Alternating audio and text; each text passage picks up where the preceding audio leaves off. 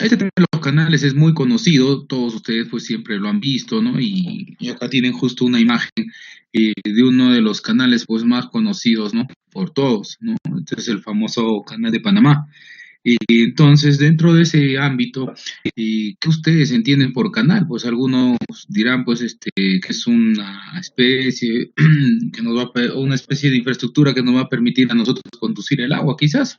Entonces, vamos a ver nosotros qué tipos de canales existen, ¿no? Hay diversos tipos y cada uno de ellos es más adecuado de acuerdo a ciertas características que podrían ser en base al tipo de suelo, en base a la topografía, en base a la geología, ¿no? Y se van a complementar también en muchos casos con obras adicionales para que pueda esto fluir y trabajar pues de acuerdo a ciertas características peculiares de la mecánica de fluidos. Vamos a ver algunas aplicaciones también, ¿no? Cómo lo vamos a aplicar, cómo podemos solucionar también alguna problemática que se pueda dar en campo y vamos a hablar pues de lo que nos interesa más en esta parte del curso es plantear pues o cómo deberíamos plantear el diseño, ¿no? Y por ahí vamos a hablar también de lo que es el trazo, qué tipo de trabajos topográficos se tienen que hacer y algunos estudios importantes que se van a realizar en esta parte. Bien, entonces como concepto, pues ustedes pueden ver en esta imagen que tienen a la derecha un canal, ¿no? Es típico canal de acá, cercano a la zona donde nos encontramos, bueno, al menos se encuentra pues la sede principal de la universidad.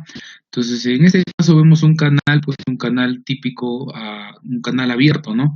Recordemos de que este canal abierto, pues para que pueda fluir este líquido, en este caso, pues está afecto solamente a la presión atmosférica, ¿no? No es, no es entonces una peculiaridad de que esto sea pues para un canal abierto tampoco. Tenemos algunas opciones, como por ejemplo las tuberías parcialmente llenas, ¿no? O de repente pues los túneles, los trasvases, en los cuales también se considera como canal abierto. ¿Por qué? Porque estamos considerando que el fluido va a estar pues no en la totalidad del tubo, no es a tubo lleno, sino a un tubo que está parcialmente lleno. En ese caso también se va a considerar un canal abierto, ¿no? Entonces, vamos a ver que en algunos casos vamos a tener que utilizar eso también dentro de algún requerimiento que tenga algún tipo de proyecto que ustedes vean conveniente de repente elaborar o por ahí vamos a tratar de hacer una casuística con eso, ¿ya? ¿Cómo clasificamos estos canales? Entonces vamos a ver que hay diversos tipos de canales y estos también se pueden pues clasificar de diversas formas, ¿no? Una de las más conocidas pues es de acuerdo al origen, ¿no? Y de acuerdo al origen, los canales pueden ser de dos tipos, o canales naturales o si no canales artificiales. Los canales naturales básicamente pues es donde no ha intervenido la mano del hombre y pues la naturaleza es la que lo ha formado, lo ha constituido, ¿no? A través del pasar de los años, ¿no? Y típicamente pues lo tenemos en los ríos, riachuelos, arroyos, ¿no? Y en el caso de los artificiales, pues hemos visto a inicio de clase, pues uno muy conocido como el Canal de Panamá, o el que podemos ver también acá en la parte de la derecha, ¿no? Son canales ya donde el hombre ha pues intervenido y ha podido hacer pues un diseño de acuerdo a las necesidades y condiciones que tiene cada uno de estos proyectos. Otra clasificación muy utilizada también es de acuerdo a la sección que tienen los canales. Entonces podríamos hablar de que existen canales de sección rectangular, por ejemplo, ¿no? Entonces en este caso estos canales muchas veces se van a utilizar cuando se tenga por conveniente hacer de repente un canal revestido en algunos casos. También es muy utilizada también en el caso pues de las infraestructuras como acueductos, ¿no? Que son unos puentes parecidos a unos puentes aéreos en el que vamos a conducir pues el agua por una pequeña quebrada quizás, ¿no? O de repente por ahí para pasar un pequeño impedimento topográfico, ¿no? Entonces en esos casos se va a considerar para los acueductos también siendo rectangulares. Obvio, no necesariamente tienen que ser de concreto, en algunos casos pueden ser pues de madera también, ¿no? Como estábamos comentando incluso en la primera clase, acá en la zona de Posuso es muy común eso, ¿no? Entonces, estos canales también van a ser una alternativa muy importante cuando tengamos pues problemas sobre todo con el tipo de material el cual vamos a tener que excavar. En este caso me refiero específicamente a los macizos rocosos. En esas partes donde exista pues roca o roca suelta o incluso más comúnmente roca fija, es más recomendable por el tema pues económico en el tema de excavaciones plantear este tipo de canales. ¿Ya? Estos canales entonces van a ser alguna alternativa y van a ir combinándose también. Recordemos que esta sección y la que vamos a ver a continuación son los más comunes. Entonces, en ese punto quería que acotar, todos estos canales van a tener pues elementos geométricos y hidráulicos también, ¿ya? Entonces, eh, el, el canal va a tener siempre, pues en este caso, para este tipo de canales, una base, ¿no? Una base, también se le dice ancho de solera, ¿no? Entonces, esos conceptos son similares.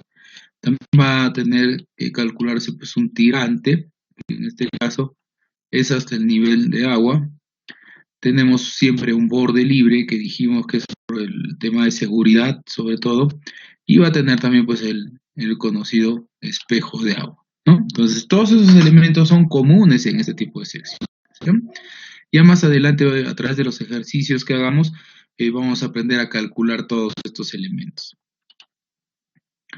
Otra sección, la más utilizada diría yo, y es la más apropiada debido a que es bastante sencillo hacer este trabajo en el proceso constructivo, ¿no? Es la que utiliza por eso esta sección trapezoidal, eh, utilizada tanto en canales de tierra como en canales revestidos, ¿no? Como ven ahí en la imagen de la derecha, ese es el tipo de trabajos que se hace para hacer la construcción de los canales, ¿no? Incluso en muchos casos no requiere pues esas pantallas que ven ahí de alambre ni de acero, ¿no? Entonces solamente es por un tema de soporte en estos casos. En algunos casos, dependiendo del tipo de suelo en el cual nos encontremos directamente, pues se hace este trabajo de encofrado que es bastante rápido, no requiere mucho trabajo, ¿ya? Y por eso es que se utiliza bastante. Entonces se empieza a rellenar pues similar a lo que se hace en pavimentos, ¿no? O al género en pavimentos. En este caso, también tenemos elementos comunes, ¿no? Como en el caso anterior, acá tenemos pues un ancho base solera, tenemos un tirante, tenemos nuestro borde libre, tenemos también un espejo de agua y en este caso se va a incorporar un elemento adicional, que en este caso sería un talud, ¿ya? Esta parte. Esta inclinación va a estar en base pues a un ángulo, ¿no? Y ese ángulo pues también se va a calcular en base a relaciones trigonómicas, ¿no? Entonces, y este terreno me va a marcar a mí cuánto tendría que ser este ángulo o el valor que tiene que tener este talud, ¿no? Esto en base al tipo de suelo.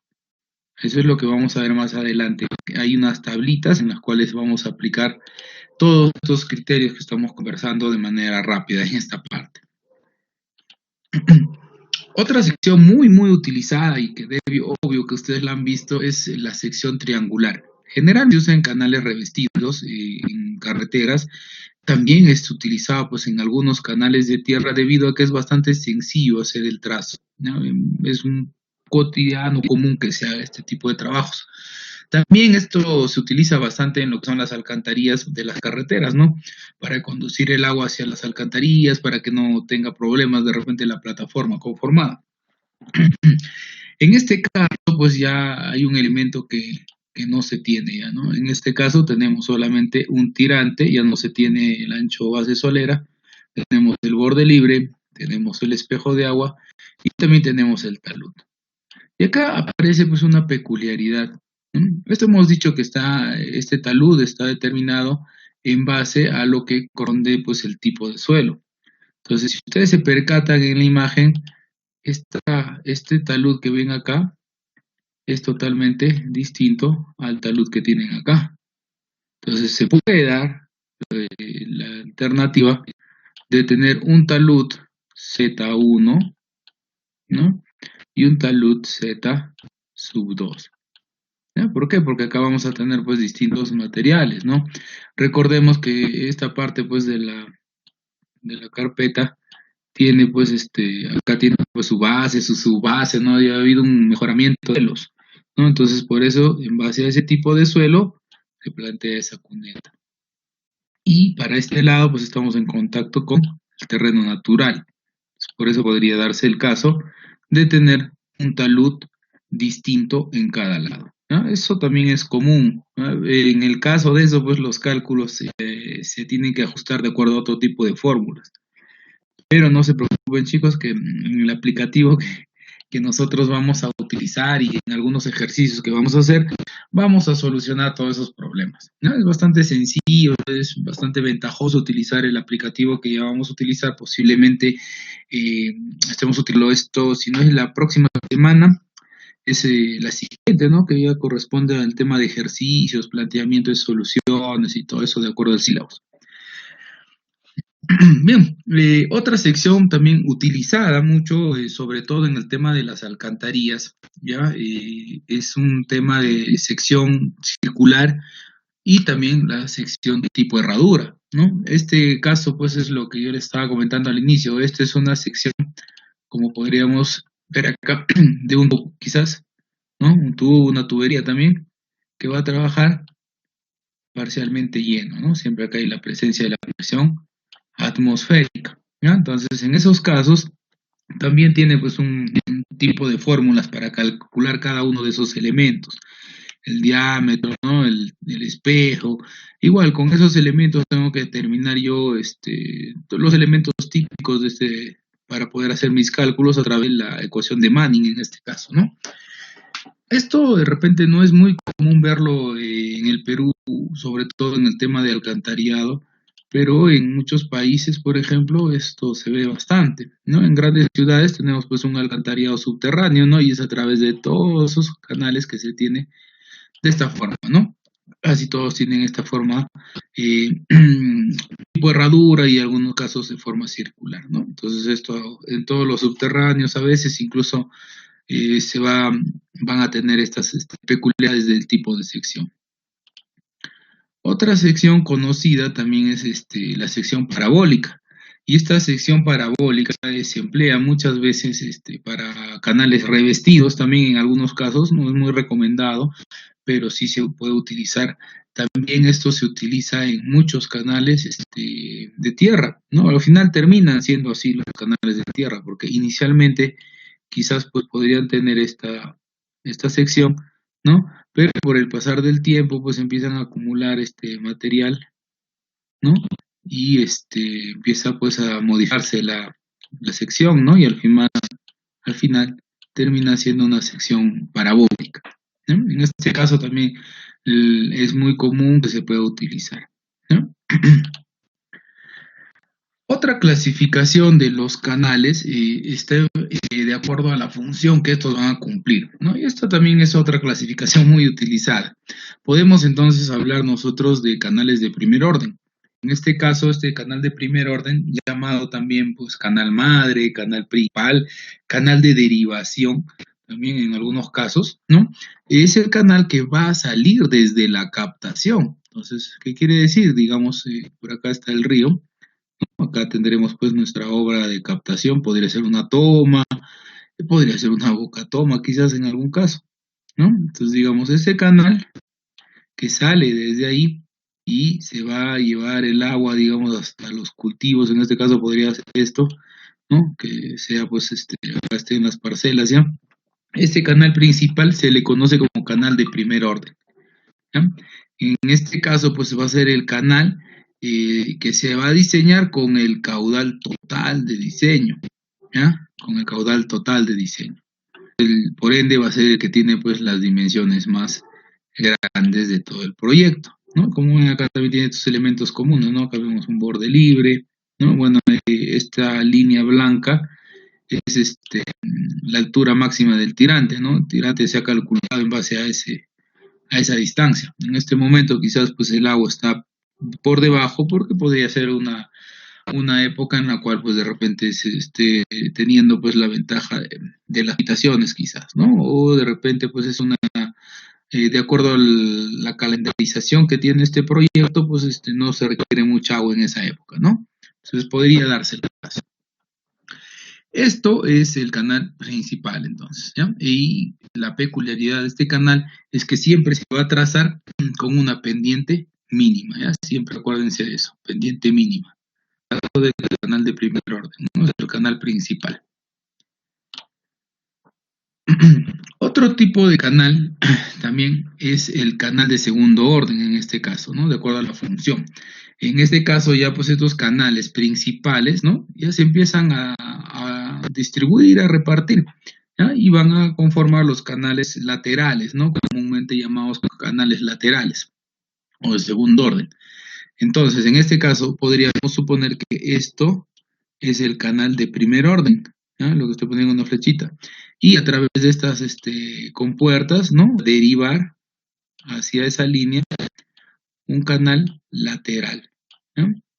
Entonces, ese trabajo o ese área, mejor dicho, ese área que va a cubrir o que va a servir a este lateral, se va a conocer como unidad de riego, ¿ya? Este concepto, recuerden.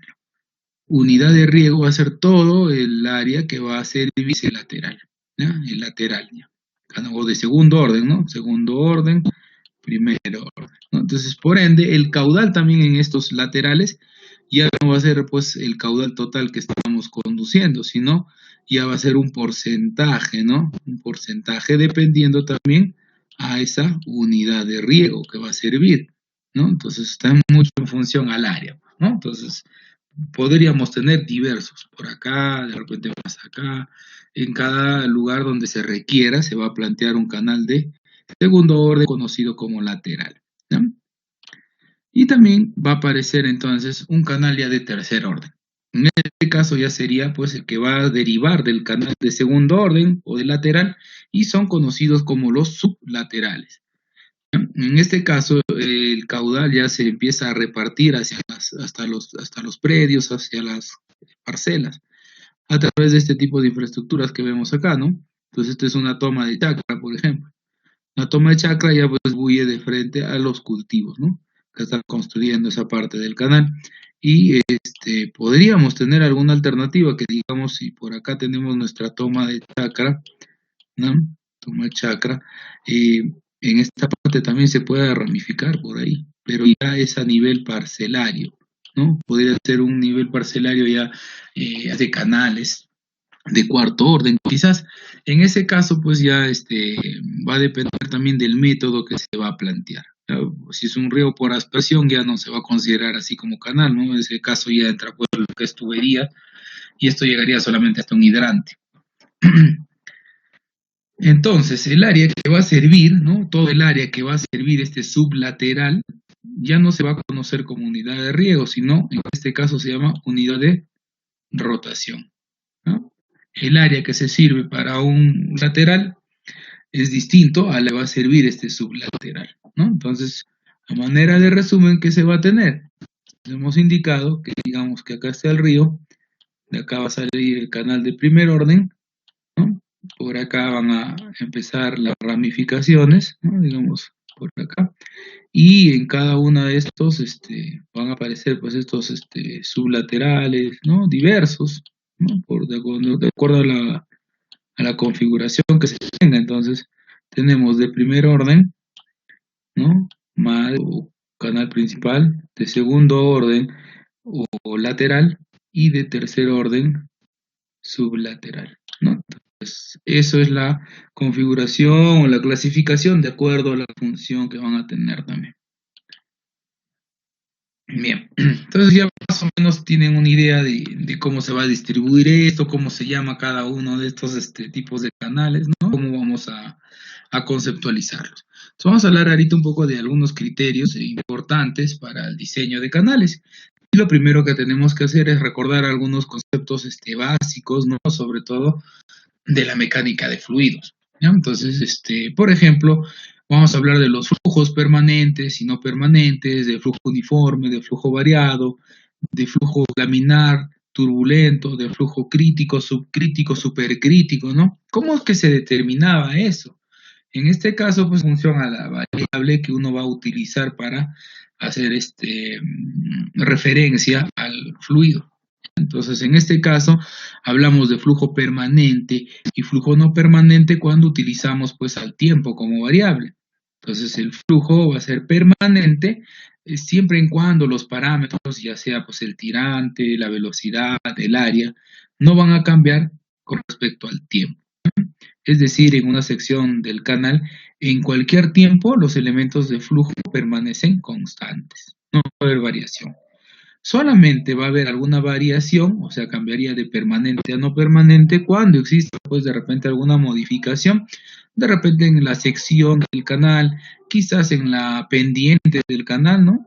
O también podría ser, pues, un cambio de repente de material, ¿no? De material, digamos, en el tema del revestimiento, de repente es un canal revestido y en cierto tramo ya va a pasar a ser un canal netamente de tierra, entonces ahí también va a haber un cambio en el tipo de flujo, ¿no?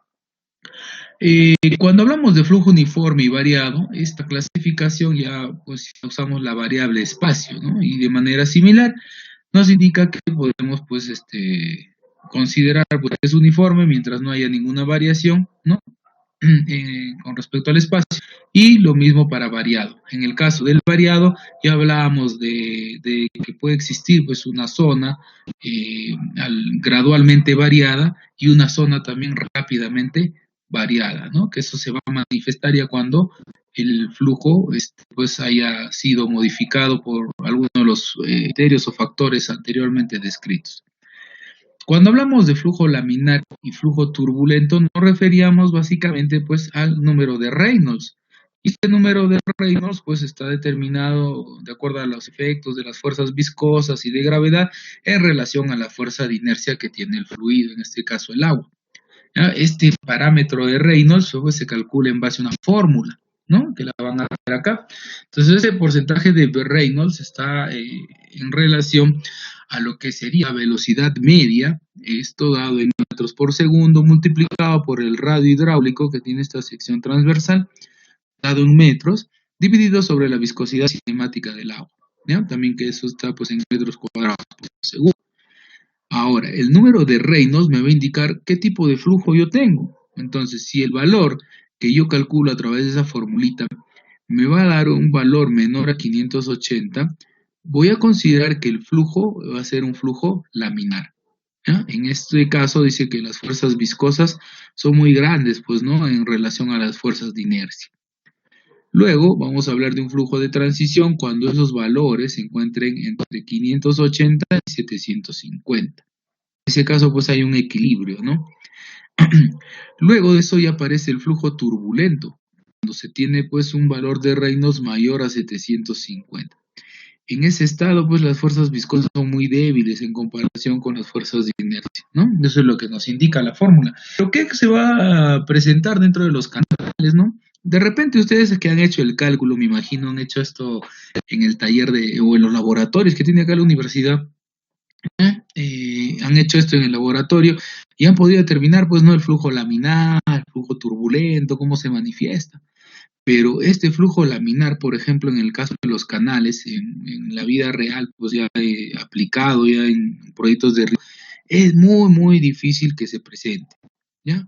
Debido a que, pues, tenemos, pues, muy bajos valores de la viscosidad cinemática del agua en comparación con las dimensiones, pues, que son relativamente grandes en los canales. Entonces, por ahí es un poquito difícil, pues, utilizar este término.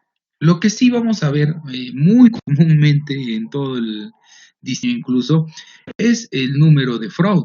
Y para poder usar el número de Freud ya nosotros hablamos de flujos críticos, flujos subcríticos y flujos supercríticos.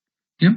En este caso, pues el número de Freud va a estar dado de acuerdo a esta fórmula que ven ahí. ¿Ya? Entonces, el número de Freud me dice que va a ser igual a la velocidad media de la sección que está dado pues en metros por segundo sobre la raíz cuadrada de la gravedad multiplicada por la longitud característica de la sección. ¿Ya? En este caso, esa longitud característica de la sección, para el caso de los canales, está determinada por el tirante medio o profundidad media del canal. Entonces, en este caso tengo que reemplazar. ¿Cómo calculo yo entonces un tirante medio? Entonces, por ahí se acordarán de repente de la mecánica de fluidos. El tirante medio va a ser igual a el área sobre el espejo de agua, ¿no? Entonces, sabiendo ese dato, pues, entonces yo reemplazo esos valores en la fórmula inicial y al final, pues mi número de Freud, que es el valor que yo tengo que controlar, incluso cuando vamos a ver el uso del software, también tenemos que controlar esto, pues, ¿ya? El número de Freud entonces va a ser igual a la velocidad sobre la raíz cuadrada dos veces, de la gravedad multiplicada por el tirante medio en ese caso, ¿ya? Y de estos valores, ¿cómo yo determino entonces cuándo es crítico, subcrítico y supercrítico? Bastante sencillo. Si los valores van a ser pues menores a 1, yo considero que esto es un flujo subcrítico, ¿ya? Y eso es lo que me conviene a mí para hacer mi diseño, ¿ya? En este estado voy a tener que pues el flujo va a ser bastante lento, tranquilo y va a tener pues muy baja velocidad debido a que la fuerza de gravedad es muy fuerte en esa parte. En este tipo de flujo, cualquier singularidad, ¿no? Cualquier cambio que exista se va a manifestar o va a darse recién, o va a tener influencia recién aguas arriba, ¿no? Entonces, eso es lo que yo requiero. Básicamente lo recomendado para poder hacer un diseño sería esa condición. Ahora, también debo identificar cuándo será pues un flujo crítico. Entonces, en el caso de flujo crítico es cuando ese número de Freud es igual a 1, pues, ¿ya? En ese estado, pues, es un estado de equilibrio también, ¿no? Entre esas dos fuerzas, tanto la inercia como la de gravedad. Y luego voy a pasar a conocer, pues, lo que es el flujo supercrítico. En este caso, el número de Freud va a ser mayor a 1, ¿ya? En este estado, pues, las fuerzas de inercia son más pronunciadas y, por ende, pues, este flujo va a tener gran velocidad, ¿no? Va a tener, en algunos casos, pues, una velocidad erosiva. Esto, pero no se va a manifestar constantemente, solamente cuando de repente por ahí hay un cambio, de repente en una caída, en una rápida, podemos ver esto, ¿no? Entonces, lo ideal para nuestros diseños va a ser pues buscar que esto sea un flujo subcrítico.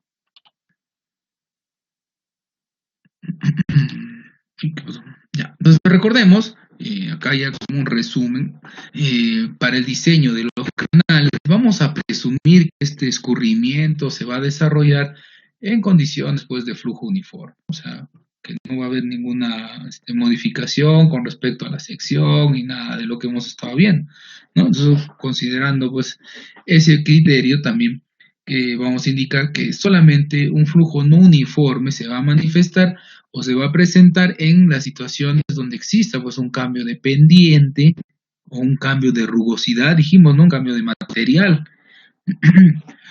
Un cambio también con respecto a las dimensiones de la sección. De repente puede darse el caso que comentábamos hace un momento. Tenemos una sección trapezoidal que es típica, ¿no? Y por ahí encontramos una zona de roca. Entonces en la zona de roca voy a cambiar de sección. Al hacer ese cambio, pues voy a generar un cambio en el tipo de flujo, pues, ¿no? Ya no va a ser un flujo uniforme, ¿no? Entonces pasar a ser un flujo no uniforme y tengo que controlar ahí los fenómenos que se puedan presentar, ¿no?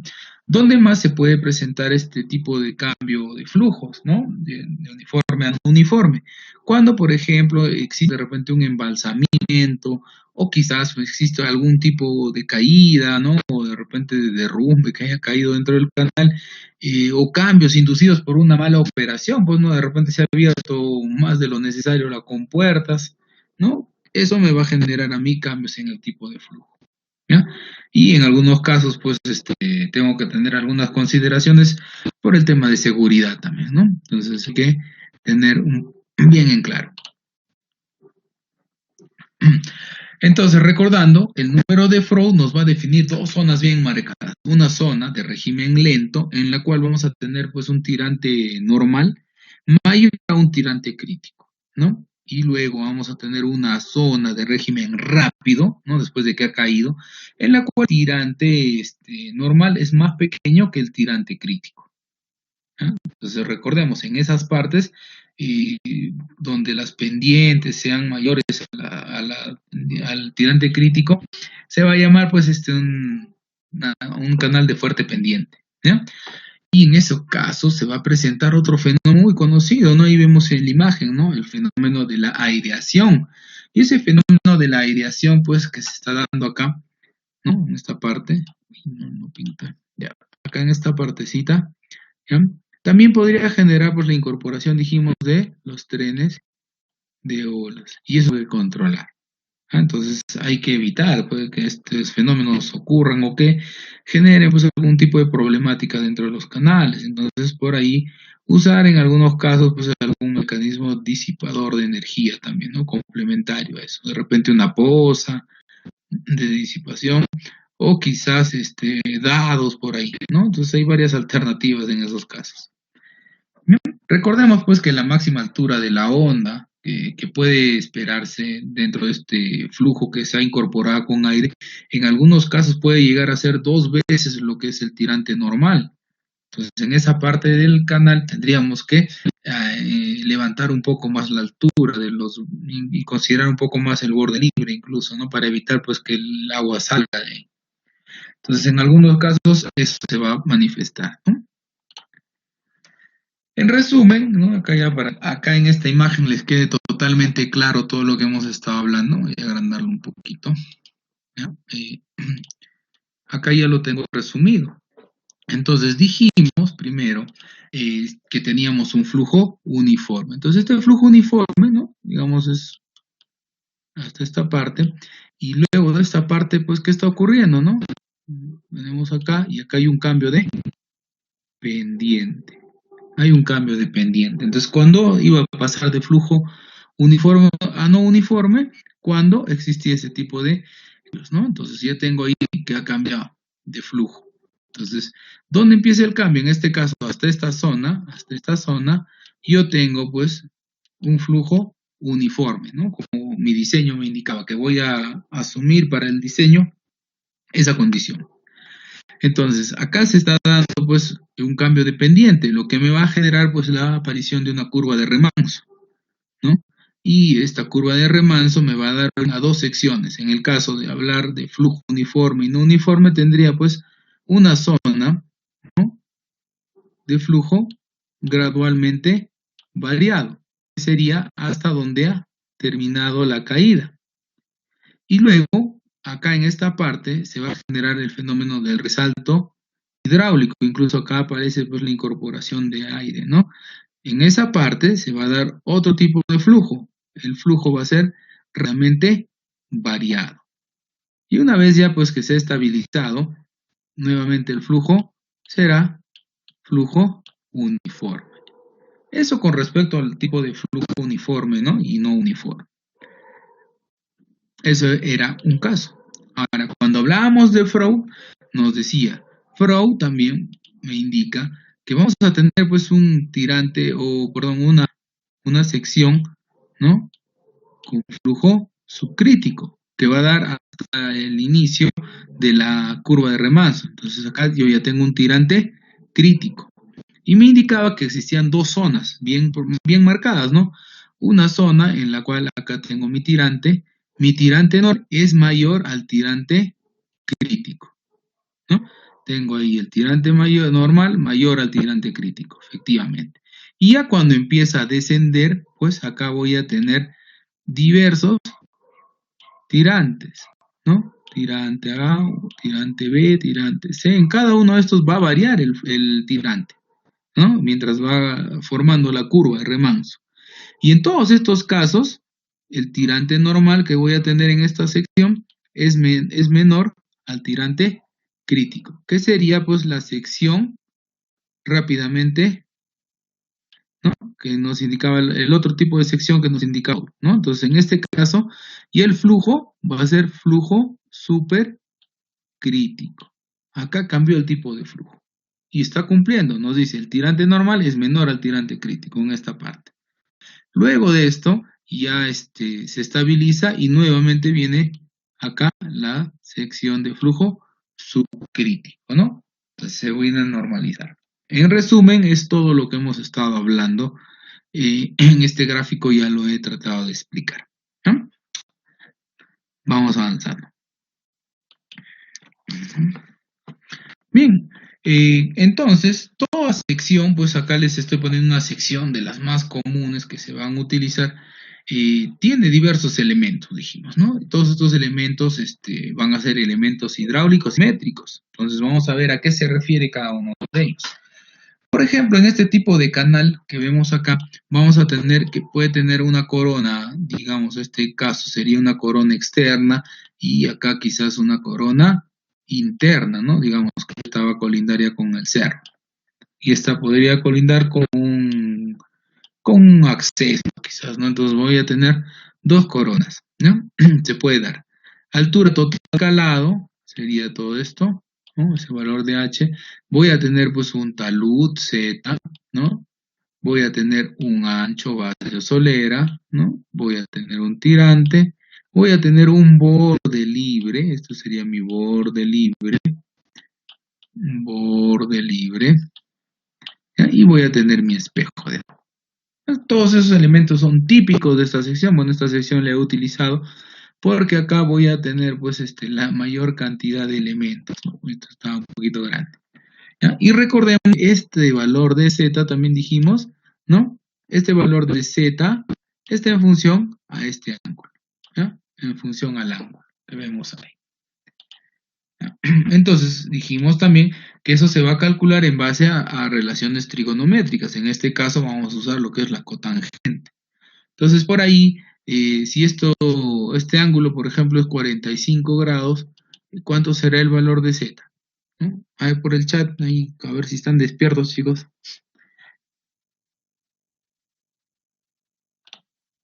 Si es 45 grados, ¿cuánto debería salir ese valor de Z?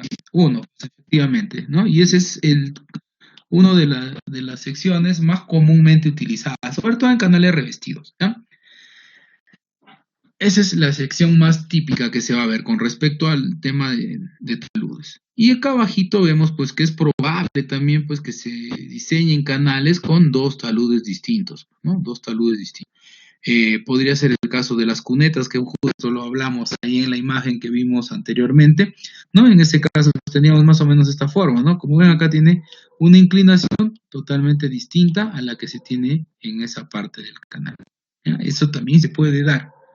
Pero no se preocupen, chicos, como les digo, ya vamos a utilizar un software que a nosotros nos va a facilitar este tipo de cálculos, porque son fórmulas un poco engorrosas, y lo que yo más prefiero es que pues ustedes aprendan a interpretar los datos, a utilizar las herramientas, pues porque en la práctica pues todo es cotidiano que usemos estas herramientas, pues, ¿no? Ya disponibles y pues que tenemos que sacarle el mayor provecho.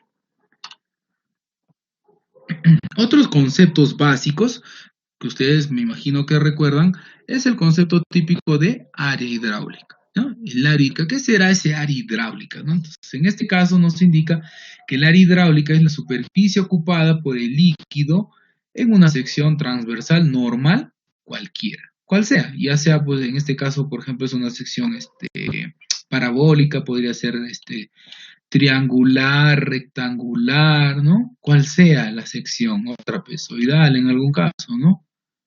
Cualquiera de estas. En cada una de esas va a tener diferentes valores, este valor del área.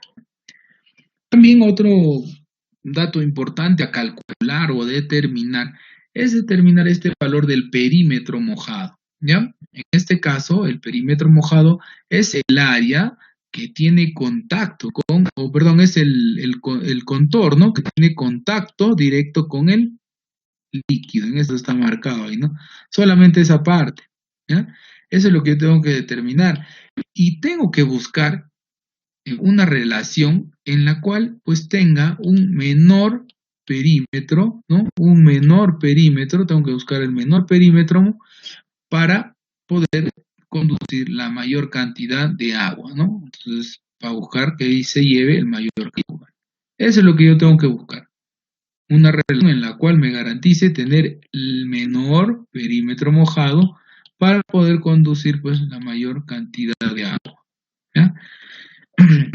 De esa relación que puede existir entre el área, ¿no? El área y el perímetro mojado, va a surgir pues lo que corresponde a denominarse el radio hidráulico, ¿no? El radio hidráulico entonces va a ser una dimensión peculiar de cada sección, ¿ya? Entonces eso es lo que hace pues a veces las veces que se conocen tuberías, por ejemplo, los diámetros, ¿no? Entonces en tuberías vamos a hablar de diámetros y en canales abiertos tenemos que hablar de lo que son radios hidráulicos, ¿no? Hacen las mismas funciones, por llamarlo de esa forma, ¿no? Otro punto que ya incluso habíamos tocado era determinar lo que es la profundidad. En este caso es la relación entre el área hidráulica y el espejo de agua, ¿no? Eso lo hicimos, si se acuerdan de acá, incluso modificamos esta formulita de Freud que dijimos que era igual a la velocidad sobre la raíz cuadrada de la gravedad por por la profundidad media o tirante medio, ¿no? Entonces, esa molita hicimos. Bien, entonces, para los diseños de una sección hidráulica en estos canales de riego, vamos a tratar nosotros de determinar pues la mejor medida geométrica y que cumpla ciertas condiciones hidráulicas, pero recordemos que todo esto tenemos que llevarlo pues al proceso constructivo, medidas de proceso constructivo. Entonces, por ahí, digamos, pues ustedes hacen un cálculo, ¿ya? Vamos a hacer este tipo de sección que es más sencilla de dibujar, ¿ya? Por ahí hacen ese cálculo. Entonces, han determinado que el valor de la base, por ejemplo, les va a salir 0.33, digamos, ¿no? 0.33. Entonces, si yo tengo que llevar a proceso constructivo, ¿qué valor asumiría? A ver por el chat, ¿cuál de los valores creen? ¿O 0.30 o 0.35? Porque recordemos, para medidas de proceso constructivo, por temas de habilitación de maderas y todo eso, es bastante común que se trabaje pues en unidades de 0 y 5, ¿cierto? Oye, algunos dicen 0.35, pero yo diría, ¿por qué no 0.33? O, perdón, 0.30, ¿no? Entonces, tengo dos alternativas. Podría ser 0.35, como también podría yo determinar 0.30. ¿Qué me va a determinar eso? ¿Quién me lo tiene que determinar? ¿Mm? Puede ser 30, pero yo, ¿qué cosa es lo que tengo que buscar? Justo este concepto que ven acá, pues, ¿no? Puede ser 30. De repente me conviene. ¿Se acuerdan que estoy buscando una sección más económica? Tengo que ver la parte hidráulica, pues, ¿no? Tengo que ver lo que dice la parte hidráulica. ¿Qué pasa si yo pongo 0.30? ¿Aumentará, disminuirá la velocidad? ¿Cómo se va a comportar de repente Freud? Tengo que evaluar todos esos criterios que hemos estado hablando hasta hace un momento. ¿Se acuerdan? ¿No? Va a ver pues cómo se comporta la velocidad, qué está ocurriendo en el canal. Entonces, ¿me conviene o no me conviene? Entonces, de acuerdo a eso, recién yo podré determinar, no, mejor uso 0.30 o de repente 0.35. Tengo que ver los pros y los contras, pero para eso tengo que hacer los cálculos. Pues no están a la ligera decir, no, hay que hacer 35 o hay que hacer 30. Hay que justificar todos los cálculos. Por eso, acuérdense siempre, en este caso, de esta partecita de la parte hidráulica. Entonces acá tengo que ver cómo va a ir la velocidad. De repente, si yo le cambio de sección, de repente ya no un flujo subcrítico, ¿no?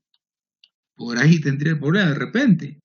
Podría darse el caso. Entonces, mejor vuelvo a recalcular todo de acuerdo a las nuevas dimensiones y ahí sí ya defino, ¿no? Efectivamente, esta me conviene. Y con eso ya tengo mi justificación. Entonces, eso es lo que se tiene que buscar. El diseño de secciones hidráulicas más utilizadas, ¿no? Es por práctica, por proceso constructivo, por el tema que es bastante rápido de avanzar en el tema de construcción, es pues este tipo de secciones, trapezoidal y rectangular cuando se requiera. Yo particularmente prefiero usar la trapezoidal. Es a pesar de que ustedes saben pues que hidráulicamente hay secciones pues que se comportan mucho mejor, ¿no? Incluso podría usted, ¿por qué no hacer pues una sección circular, ¿no? O sea, del hidráulico, ustedes saben, pues la sección circular hidráulicamente va a trabajar mucho mejor, pero a ver, encofrenla, o a ver, hagan el proceso constructivo con eso, les va a demorar mucho. Entonces tienen que ver, pues, el tema de la práctica. Como ven, la sección trapezoidal, igual que lo que vimos en las imágenes anteriores, Es bastante sencilla, no requiere ni siquiera mucha habilitación de madera, es económica, me permite avanzar rápidamente, ¿no? Y reutilizar incluso las maderas.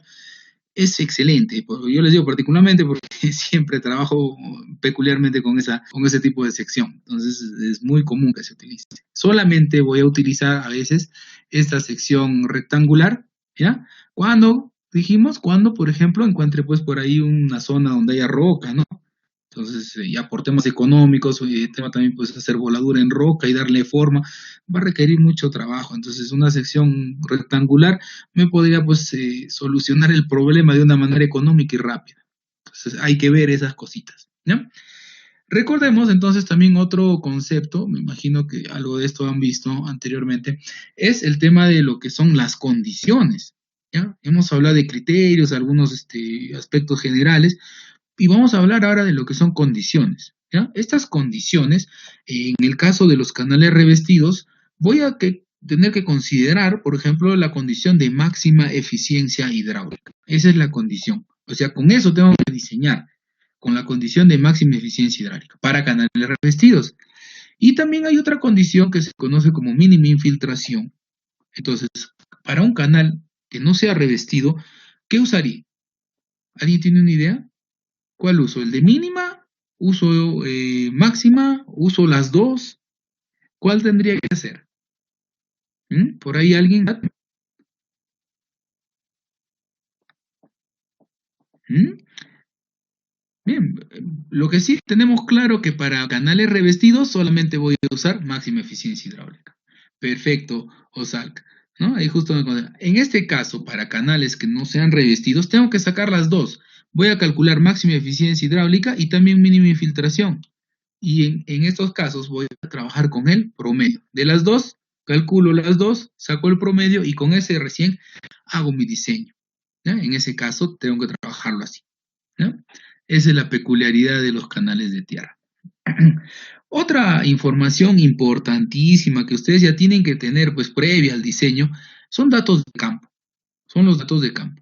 ¿Y de dónde va a salir eso? Pues cuando ustedes vayan, visiten la zona, vayan a hacer un trabajo concienzudo y por lo menos hagan pues ensayos empíricos en ciertos tramos, ¿no? No les pido que sea pues calicatas acá a 250 metros, ¿no? O de acuerdo a la normativa que ustedes puedan encontrar, que se les pueda pedir de repente dentro de alguna directiva, porque para esta parte, recuerden, no hay mucha normativa, no es tanto como el diseño, por ejemplo, de carreteras, ¿no? Que es más preciso, ¿no? En este caso, mucho tiene que ver el criterio que ustedes tengan. Entonces, en este caso, para el tema de los taludes, hemos dicho que se tiene que saber, pues, con cierta precisión, el tipo de suelo donde se va a hacer esa excavación. ¿Cómo yo voy a determinar eso? ¿Ah? Ustedes han llevado pues sus talleres de mecánica de suelos y todo, ¿no? Entonces ahí ustedes han aprendido incluso hasta métodos empíricos que podemos hacer pues por practicidad. Típicamente pueden hacer aunque sea el de la ¿no? ¿Se acuerdan? El puño. Entonces, es una alternativa, chicos. Tiene que ver, pues, también alguna forma práctica también para que ustedes puedan más o menos determinar previamente hasta que ustedes puedan obtener ya resultados definitivos propios de la mecánica de suelos también, ¿no? Que se tiene que hacer. De que se tiene que hacer, se tiene que hacer. Pero en algunos tramos, de repente, para que ustedes salgan de duda, pueden hacer algunos ensayos, pues así empíricos. ¿Ya? Van probando. Y con eso pueden determinar el talud. Entonces, da de campo, pues, ¿no? Entonces, de acuerdo al talud, yo ya voy a saber, ya qué inclinación más o menos me conviene, ¿no? De acuerdo, si es un terreno estable, inestable, entonces ya defino, ¿no? Porque ese dato ya lo tengo de campo. Otro va a ser el coeficiente de rugosidad, que ya va a ser un dato, pues, ¿no? Yo diré, este canal de repente va a ser revestido con mampostería, o de repente va a ser revestido con suelo cemento, o quizás va a ser revestido con concreto, pues, ¿no? ¿Cuál sea el caso? En cada uno de esos casos va a tener diferentes coeficientes de rugosidad. Y cuando hablamos del tema de coeficientes de rugosidad, vamos a recordar que esto pues tiene mucho que ver con el tipo de material, ¿no? Y este coeficiente de rugosidad pues influye directamente con el aspecto de la velocidad también, ¿no? Ustedes pueden analizar rápidamente. En los canales de tierra la velocidad siempre va a ser menor, ¿no? Y en los canales revestidos la velocidad va a ser mayor. ¿Por qué? ¿Mm? Precisamente por este coeficiente de rugosidad, pues. Cuando hablen de un canal de tierra, los coeficientes de rugosidad son altos. son altos. Y cuando se hable de canales revestidos ya son un poquito más bajos los valores, ¿no? Entonces influye directamente en ese cálculo. Ese dato también entonces lo conocemos, pues. Otro dato, y ya pues este dato sale de la topografía, ¿no? Ustedes van a hacer todo un estudio topográfico y es más, hace un momentito hablamos, ¿no? La pendiente, para canales de primer orden incluso nos decía tener la pendiente mínima, ¿no? Entonces tengo que controlar la pendiente. Y eso es importantísimo en el caso del agua, pues, ¿no? Porque si ustedes no calculan bien la pendiente, al final de repente el agua no va a llegar.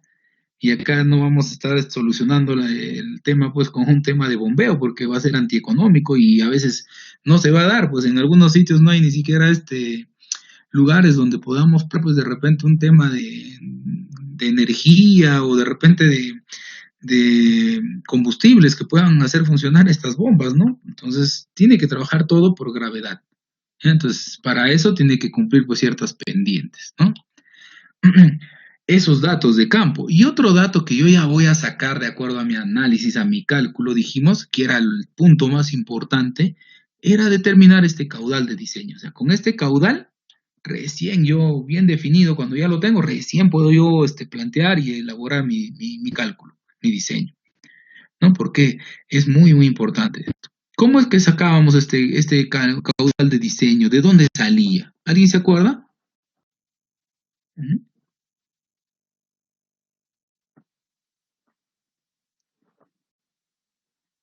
¿Alguien por ahí? ¿Se acuerda cómo calculábamos ese caudal de diseño? Lo hablamos la clase pasada, no rápidamente, no casi al final creo que fue.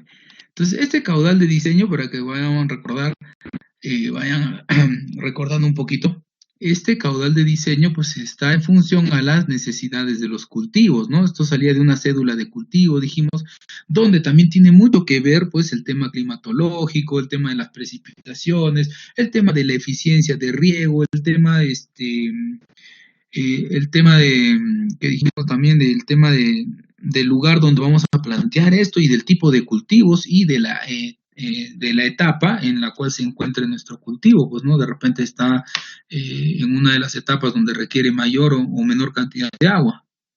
Claro, los casés, los factores de cultivo que estamos justo ahí me comentan. Entonces, este caudal de diseño se va a definir ahí. Primero vamos a definir un caudal de demanda, ¿no? Y esto de acuerdo pues a la calendarización lo vamos a tener para todos los meses del año, ¿no? Y de todos esos meses voy a tener diferentes valores de caudal de demanda, o sea, de necesidades de los cultivos, en otras palabras. Y el mayor valor de todos estos es lo que yo voy a utilizar para hacerlo como caudal de diseño, el mayor valor. Cosa que con eso garantizo que en ninguna época del año no le falte agua. Entonces, esa es la parte más importante que yo les decía del curso incluso. Si ustedes hacen bien esto, al final pues su proyecto no va a tener problemas. Pero si ustedes lo han tomado a la ligera o por ahí han inventado datos, cuando empiece el proceso constructivo de repente van a tener de esas dos alternativas. O que sea sobredimensionado o en el peor de los casos que no abastezca la demanda que se requiere, ¿no? Entonces hay que tener mucho cuidado entonces por esa parte. Entonces, el diseño de un canal, ¿qué va a hacer? Va a tratar de determinar la forma y las dimensiones más apropiadas, ¿no? Y también de establecer de que este canal pues sea revestido o no. Recordemos, no todos los canales tienen que ser revestidos, no todos. En muchos casos, dependiendo del tipo de suelo, de repente tenemos un suelo impermeable y en el cual no va a haber mucha filtración, entonces es más económico pues no hacer un revestimiento.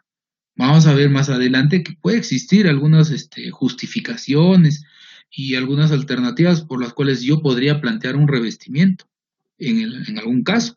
Pero de ser el caso también, o de ser posible que no se haga un planteamiento con un revestimiento, también se puede dar, ¿no? Entonces ahí también vamos a determinar en el diseño si esto va a ser revestido o no, ¿no? Y también recordemos que todo esto pues está en función al tipo de material que vamos a tener ahí en la excavación, los coeficientes de rugosidad que dijimos, y tenemos que considerar acá un punto interesante, las velocidades máximas y mínimas. ¿Cuáles serán esas velocidades máximas y mínimas, no? Bueno, acá no tenemos pues un reglamento nacional ¿no? Para que nos indique esos valores, ¿no? Como en el caso de tuberías, por ejemplo, ¿no? Entonces, acá tenemos que hacer uso, pues, de buenas prácticas y algunas recomendaciones de organismos, pues, especializados en esto, ¿no? Entonces, de acuerdo a la experiencia, también generalmente, como también se hace mucho uso en lo que son, hidrología, ¿no? Hay que, pues, ver las mejores prácticas, ¿no? De acuerdo a estudios exitosos, de acuerdo a proyectos, pues, grandes que en los cuales se tiene ya, pues, cierta tendencia, ¿no? Entonces se puede utilizar esa información también. Velocidad máxima, ¿no? Porque tengo que recordar, si tengo mucha velocidad, ¿no? Entonces esto va a generar el problema de la erosión, ¿no? Y si tengo muy baja la velocidad, voy a generar sedimentación y ninguno de los dos casos me conviene. Entonces tengo que tener, pues, un parámetro que más o menos evite esto. Esto se hace a través de un cálculo que justo está un poquito más adelante, ¿no? Es una formulita que evita el asolvamiento, ¿ya? El dato más importante, incluso está de rojito ahí marcado, ¿ya? Es el tema del diseño, pues el caudal de diseño en este caso, ¿no? Eso es lo que me va a importar, eso es lo fundamental, por eso yo lo pongo de rojito todavía. ¿Ya? Eso es lo que tengo que tener bien determinado. Pues está en función, como ven, a la demanda de agua requerida para todo el sistema de riego, ¿no? Que se va a plantear. Lo que también tengo que buscar, ¿no? Y este es el objetivo, pues, de la ingeniería, ¿no? Optimizar los recursos. Entonces, para poder hacer ese uso adecuado o no desperdiciar, pues, de repente el presupuesto que se pueda gestar de esto, es hacer, pues, un proyecto en el cual, pues, requiera tener el menor perímetro que dijimos, ¿no? Al inicio, el menor perímetro mojado para poder conducir, pues, la mayor cantidad posible de agua, ¿no? Entonces, eso es lo que busco, esa relación. Si yo puedo cumplir o buscar más o menos que esa relación se pueda dar, ¿no? A través de los cálculos que voy a determinar, voy a tener, pues, como resultado que se ha mejorado la eficiencia hidráulica. Y para poder entenderlo en otro concepto, esto se va a lograr solamente manifestar cuando se tenga, pues, la menor área de excavación. O sea, en otras palabras, acabo de excavar menos. Por ende, pues el proyecto va a ser más económico, ¿no? Ya de ahí veré, pues, si se va a revestir o no, no, ya eso es otro tema. Pero la idea es tener esa sección en la cual tenga, pues, esa relación que me permita tener el menor volumen de excavación, ¿ya? Entonces, eso se logra y se conoce como la mejor sección hidráulica. Eso es lo que tengo que buscar. Entonces, tengo varias alternativas. Por eso ahí les decía, podría ser 0,30, podría ser 0,35, tengo que jugarme con estos conceptos, ¿no? ¿Qué va a pasar? Recuerden, si es el tema de los tirantes también, ¿no? Y para ver cómo se va a manifestar el tema de las filtraciones. Si recordemos por ahí un concepto típico, a mayor tirante, mayor filtración, también mayores pérdidas que va a existir en el canal, ¿no? Problemas de infiltración. Entonces, tengo que hacer una evaluación, un análisis, ¿no? Para determinar, pues, cuál me va a convenir. Entonces, hay que darle forma a eso. Y acá está justo lo que les decía, pues, ¿no? ¿Cuándo revestimos un canal? ¿No? ¿Cuándo podemos revestir un canal? Acá hay 5 opciones, ¿no? Justo en una manito le he puesto. Entonces, podría ser, si ustedes quieren, pues, o han visto que en la zona, de repente, como problema, ¿no? Los pobladores de repente del proyecto les han dicho que tienen mucho costo, pues no tienen mucho dinero para poder estar haciendo el tema de operación y mantenimiento. Entonces, si ustedes hacen revestimiento, pues podría ser, pues, un canal que quizás es de tierra, ¿ya? Y este canal constantemente se llena, pues, de malezas, ¿no? Y sobre todo en épocas de lluvias constante, que se estén deteriorando, de que se esté obstruyendo, de que de repente esté rebalsando. Mucho problema con el tema de operación y mantenimiento. Entonces, pues, ahí podría justificar yo que ese canal sea revestido. Podría ser el caso, ¿no? Hay que hacer evaluación. También podría ser, pues, otro caso muy peculiar es el tema de que tú quieras transportar el agua con alta velocidad, ¿no? Pero buscando un costo reducido de la construcción. Entonces, eso tiene que ver justo con lo que hemos hablado de la sección hidráulica más eficiente, más efectiva, ¿no? Entonces, esa relación tengo que buscar. Y buscar, pues, también que me permita llevar, pues, a cierta velocidad más adecuada, ¿no? Si es de tierra, entonces es más lento. Si yo quiero que esto sea más rápido y me permita, pues, de acuerdo al tipo de sistema que voy a manejar, ciertas condiciones adecuadas, entonces podría justificarlo. Y también podría ser que yo pues tenga en algún caso pues taludes pues o profundidades considerables, ¿no? Entonces en ese caso voy a transportar el agua también a altas velocidades a través de un terreno donde pues tiene excavaciones profundas o difíciles. En esos casos, pues me va a ayudar a mí a hacer un revestimiento. Y también, ¿por qué? Porque en esos terrenos quizás vamos a tener problemas pues con la estabilidad de las secciones, ¿no? Del talud. Entonces, en esos casos también, si yo quiero garantizar la estabilidad de la sección transversal del canal, podría plantear pues, también que se haga un revestimiento. Entonces, evito todos esos problemas a manera correctiva, ¿no? Entonces, en lugares donde tenga ese problema de la inestabilidad de los taludes, sobre todo en algún tipo de ladera, podría plantear que esto sea revestido. Entonces, hay varias formas de justificarla, pero la que yo veo más conveniente es esta, pues, ¿no? Esta de acá, la que me he dejado para el final. Disminuir la infiltración. Eso es pues fundamental. ¿Por qué? Porque si yo no controlo adecuadamente lo que es la filtración, ¿qué puede pasar? ¿Ah?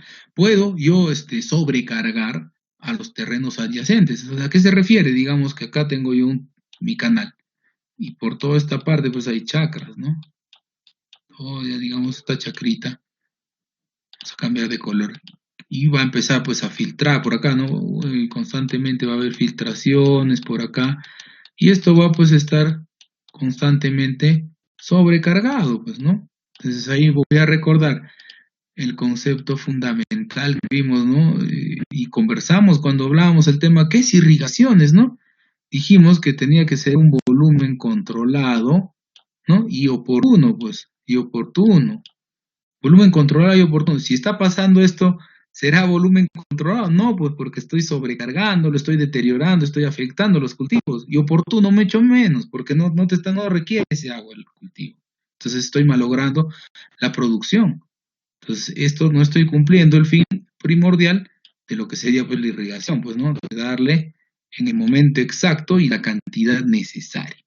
Por ahí estoy sobrecargando, que podría ser en algunos casos pues perjudicial, ya no de repente en el cultivo ya no se puede recuperar, ¿no? Podría ser, hay etapas pues de acuerdo a las fases de crecimiento de los cultivos en las cuales pues no le puedes dar más agua de la que requiere, porque si no, la plantita pues puede malograrse, deteriorarse, ya no crecer.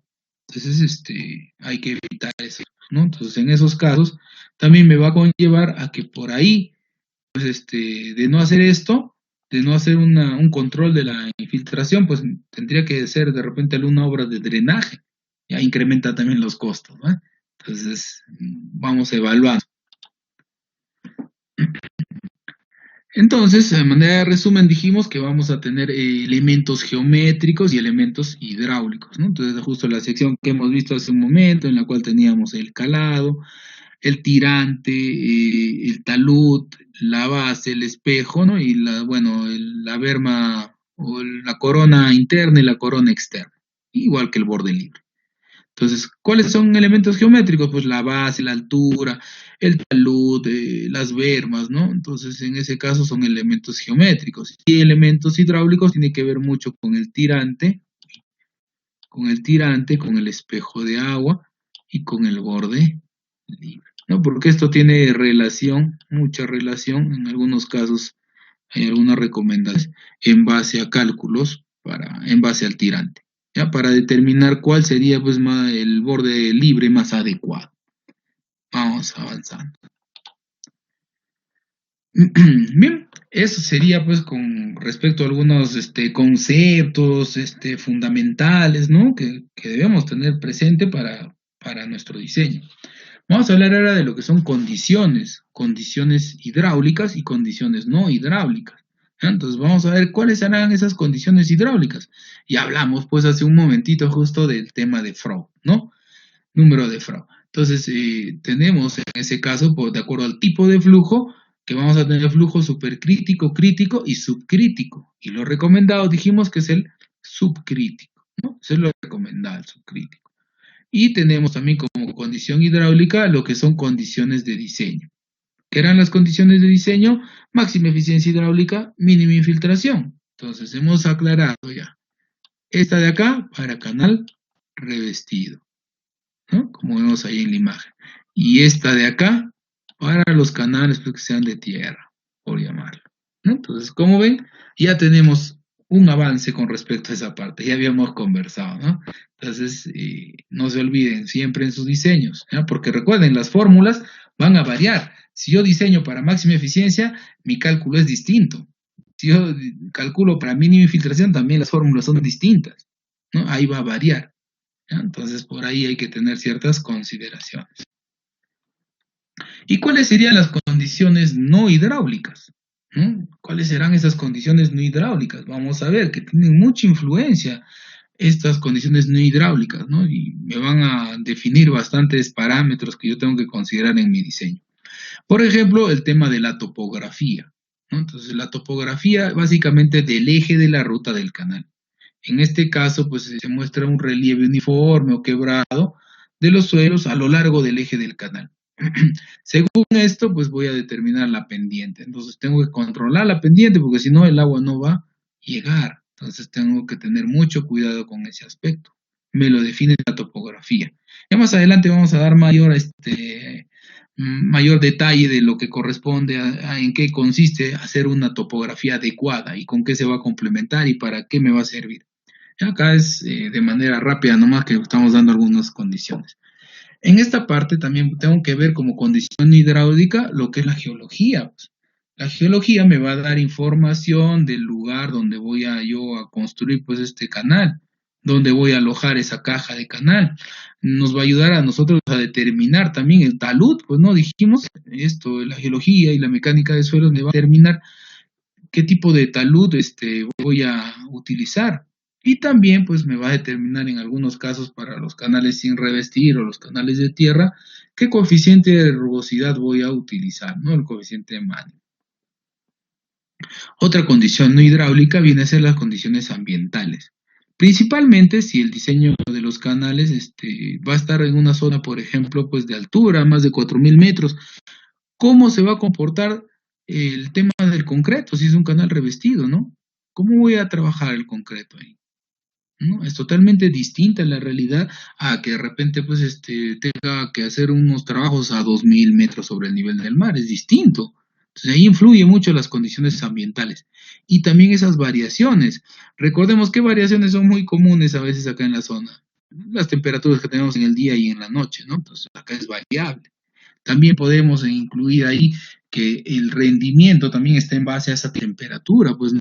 Hay lugares de la selva pues que pasan en algunas condiciones para algún tipo de trabajo, ¿no? Sobre todo en trabajos de excavación, incluso de la limpieza de canales cerrados, pues de repente en la intemperie puedes tener pues 35, 36 grados, ¿no? Por ejemplo en la Merced, en Pichanac, es común, ¿no? Pero dentro de esa infraestructura la temperatura es mucho mayor. 40, 45, hasta 50 grados se puede registrar. Se han hecho las mediciones en algunos casos que hemos hecho proyectos también y las temperaturas son totalmente incontrolables a veces ahí que no se puede pues tener poca mano de obra, el rendimiento hay que tener ahí pues varias cuadrillas para que puedan hacer los trabajos porque si no, pues también no se avanza. Entonces, como ven, hay que considerar también esos aspectos ambientales, ¿ya? Sobre todo en el tema de fraguado de los concretos también, cuando sean canales revestidos, ¿no? Justo lo que les comentaba, pues no es lo mismo trabajar con el concreto pues a más de 4.000 metros, ¿no? Ahí viene pues otros problemas que van a ser producto pues de análisis cuando hagan su materia de análisis cuando hagan su diseño, ¿no? Entonces eso consideren. La hidrología e hidrografía. También es importante conocer primero las láminas de precipitaciones. ¿Por qué? A ver, ¿por qué sería importante las láminas de precipitaciones? ¿No? Primero hemos dicho que es importante para mi diseño, porque yo voy a descontar de eso, pues, lo que puedo aprovechar de las lluvias, ¿no? Eso del concepto de irrigación, dijimos, ¿no? Y por ahí me va a ayudar en el cálculo también de la cédula de cultivo. Pero también es importante que en algunos casos, hemos hablado del tema del borde libre, ¿no? Vamos a dibujarlo por acá. Digamos, yo tengo mi canal, ¿no? Y en algunos proyectos, tema de experiencia, ¿no? Conociendo este valor de las láminas en una zona muy lluviosa, prefieren, pues, para evitarnos problemas y no estar construyendo a cada rato vertederos, ¿ya? Vertederos de excedencias, pues le aumentan un poquito el borde libre, ¿no? A razón de esto. Pues una práctica que a veces se hace, es común, ¿ya? Entonces podría dar eso. También me dice que me va a permitir a mí conocer pues la distribución temporal durante el año, ¿no? Entonces tengo que saber también dónde van a estar ubicadas estas pequeñas quebradas, pues.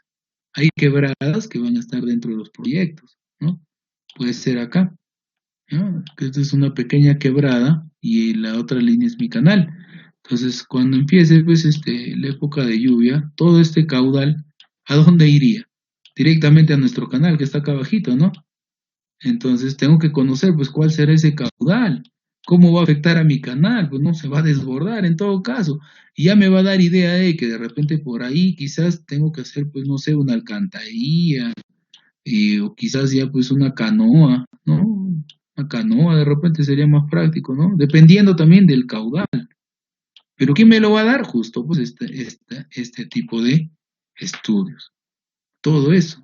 Me va a indicar también pues cada cuánto tengo que colocar yo mis aliviaderos y todo eso, ¿no? Entonces, hay diversas alternativas, por eso es muy importante que ustedes también conozcan estos temas, ¿no? De hidrología.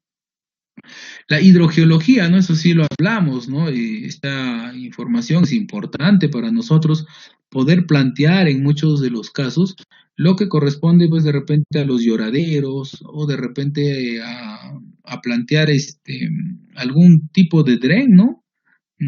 Podría darse el caso, pues, ¿no? Para evitar esto o generar, pues, algún tipo de obra de drenaje, ¿no? Un sistema de drenaje en algunos casos que evite, pues, o que deterioren, en todo caso, nuestro planteamiento, ¿no? Entonces, es importante conocer también lo que es la hidrogeología.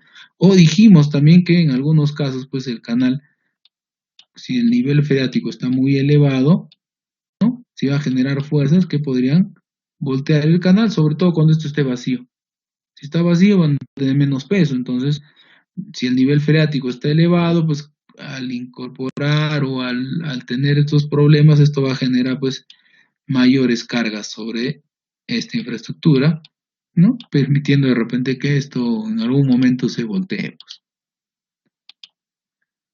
Bien, esas son las condiciones, tanto hidráulicas como no hidráulicas. Entonces ahora vamos a hablar un poquito de lo que son criterios, ¿ya? Hay varios criterios que también nosotros tenemos que tener claro para el diseño, previos al diseño, ¿ya?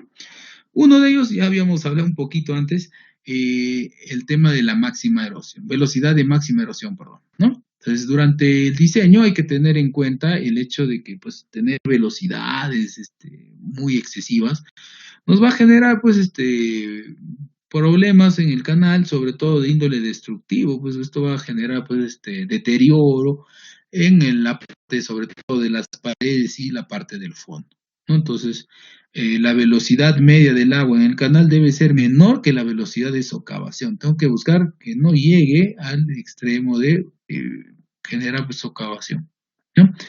Y existen pues diversos tipos de materiales que yo podría utilizar. Hay varios materiales y vamos a ver pues acá las velocidades límites que puede tener por tipo de material. Ojo, son límites, no son las máximas recomendadas, ¿no? En este caso, estas velocidades límites, por ejemplo, nos dicen, de acuerdo a las características de revestimiento o en el caso de los canales de tierra, podemos tener pues de repente un suelo limoso, una turba descompuesta y voy a tener pues velocidades que van desde 0.25 hasta 0.50, ¿no? Metros por segundo, ¿no? Y en el caso, por ejemplo, que tengo una arcilla arenosa, ¿no? O mea compacta, ya va de 1 a 1.20, ¿no? Arcillas ya un poquito duras, ya va aumentando hasta 1.80. En el caso ya que aparezca conglomerado, ya la velocidad límite sería 2.40, ¿no? Entonces, como ven, es muy variable esto, ¿no? Por ahí también se puede ver pues el tema de la madera. Miren, en algún caso, ¿por qué se usa en algunos acueductos acá en la selva? ¿Por qué? Porque soporta pues velocidades hasta de 6.5, entonces en una diferencia, en algún caso pues de pendiente que se requiera pues de estas condiciones, se puede utilizar madera, excepcionalmente, ¿no? También podemos usar este concreto F'C 140 kilogramos por centímetro cuadrado. En ese caso, pues hasta 1.40, en el concreto 210 ya sería hasta 7.40, ¿no? Y acá vemos también incluso aparece lo que es el acero.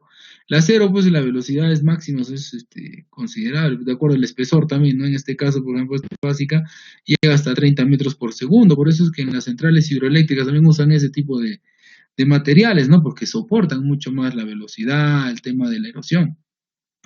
Como ven, hay varias alternativas, pero ¿cuál yo podría plantear entonces en base a esto como la velocidad máxima que yo podría usar, ¿no? Podría usar estas, pero de repente, miren acá, manejar una velocidad, para el caso que ustedes hagan un concreto, manejar estas velocidades, pues es un poco complicado.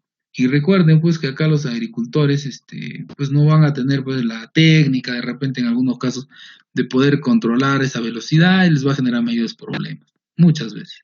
Entonces, ¿cuál será lo recomendado, no? Entonces, vamos a ver que también de acuerdo al libro de Massa en el 87, él también, pues, de acuerdo a las, resistencias diversas de los concretos, ¿no? Y la profundidad de los tirantes que tienen en el canal, podríamos tener pues estas alternativas incluso, ¿no?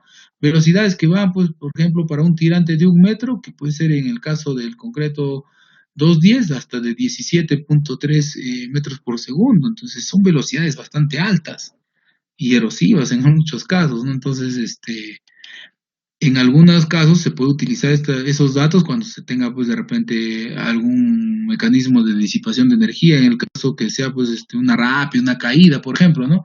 Podría darse el caso excepcional en cierto tramo, podríamos tener, eso sí, podríamos tener, pero tendríamos que complementar con alguna poza de disipación quizás, ¿no? Para que la velocidad no llegue al canal pues con la misma velocidad, ¿ya? O sea, al canal normal.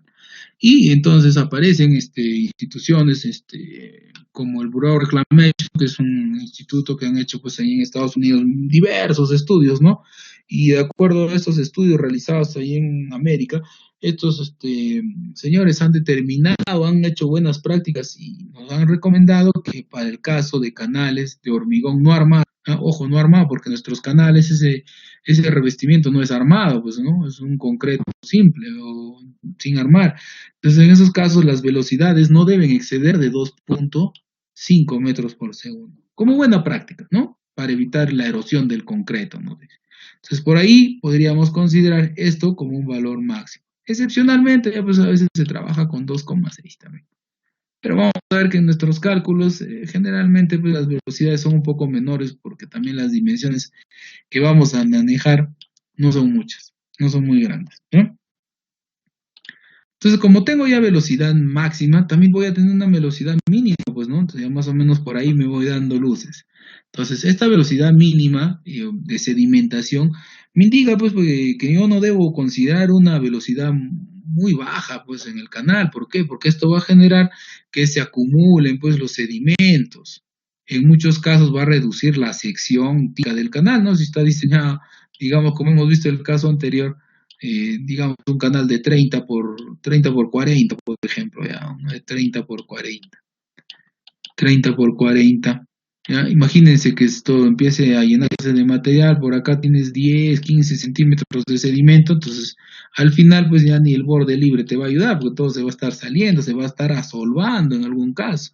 Entonces, para evitar esos problemas, ¿ya? Que van a conllevar pues a una inversión considerable en el tema del mantenimiento constante, que tampoco pues los beneficiarios están pues dispuestos a asumir.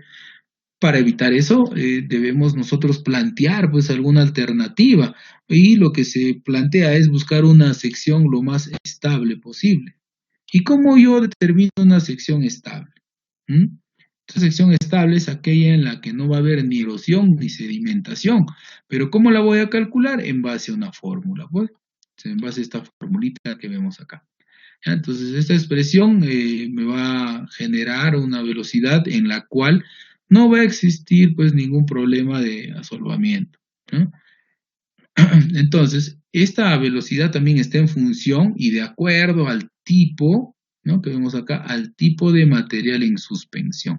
¿Ya? Esto también utilizamos a veces en el diseño de desarenadores, ¿ya? Por ejemplo, dice que esa velocidad media, que sería el tope, el límite en el cual pues no exista solvamiento, va a ser igual a el valor de beta, ¿no? Que está en función a estos materiales en suspensión, ¿ya? Que, por ejemplo, si es arcilla muy fina, va a ser 0.59. Si va a ser arena muy fina, 0.58. Si es un barro arenoso, 0.64. Y si es arcilla gruesa, 0.7. A eso le voy a multiplicar pues por la profundidad del agua, ¿no? Dentro del canal, y lo voy a elevar a la 0.64.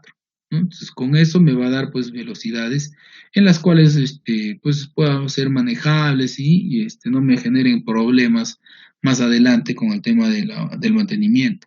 Entonces, recordemos que eso pues va a generar pues mayores gastos, ¿no? Y acá hay una formulita que hablamos justo de la velocidad, por eso la puse acá.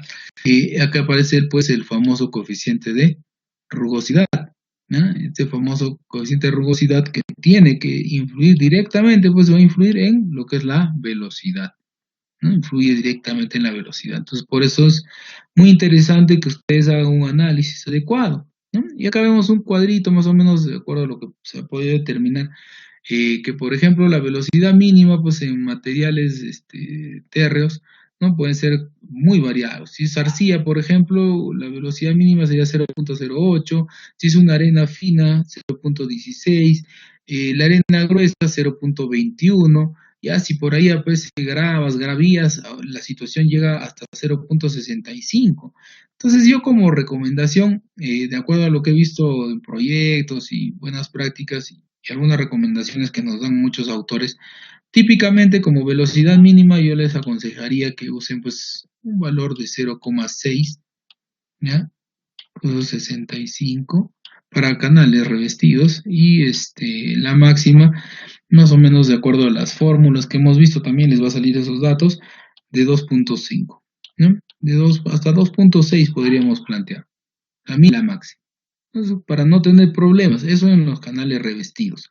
Ahora, si ya es un canal de tierra, ahí sí vamos a ver, pues, que tenemos que analizar de acuerdo a lo que hemos visto en la tablita esa, por ejemplo, de los valores límites, ¿no?